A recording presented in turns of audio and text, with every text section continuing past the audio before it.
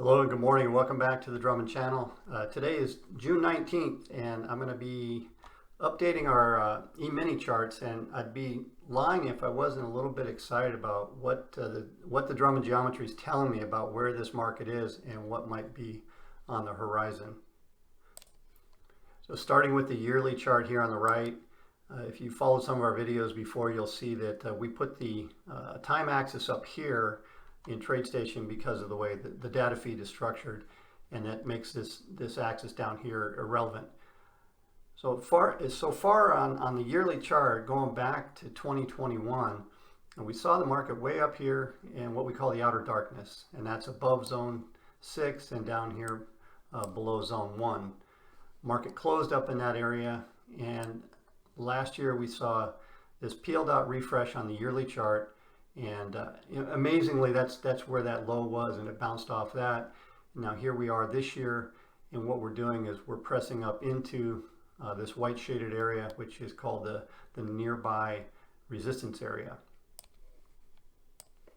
Also worth noting on the yearly chart, I'm going to make a main channel line here between these two peel dots, and obviously this peel dot is pulled way up off the main channel line. Then I create a new main channel line connecting these two PL dots, and what do we see? We see prices have come up into the main channel line area and are starting to meet some resistance on lower time periods. Now over here on the left is the quarterly. Same deal here. We do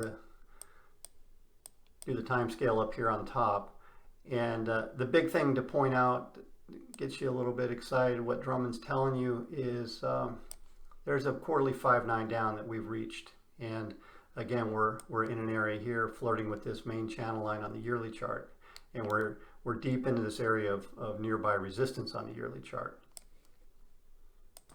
Now we come over here to the monthly. That's this one here on the left, and once again, what do we see? We see another 5.9 here. 5.9 so far holding on the monthly chart. And looking at at the weekly chart in the middle here, as this box is setting up, showing us a exhaust pattern setting up. So we have this, it closed last week in the farther out resistance area.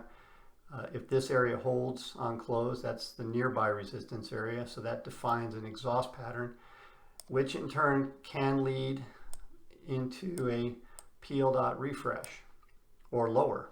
And we get some more information over here on the right from the daily chart.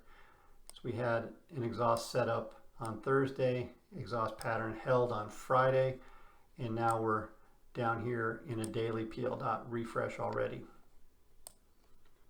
So on the daily chart for today, this peel dot and 1-1 low are the targets, first targets. Then also down here we have the weekly envelope top and the daily envelope bottom, and a lot of resistance up here with the 1-1 high at the daily envelope top. So we might see some market fluctuating around these areas.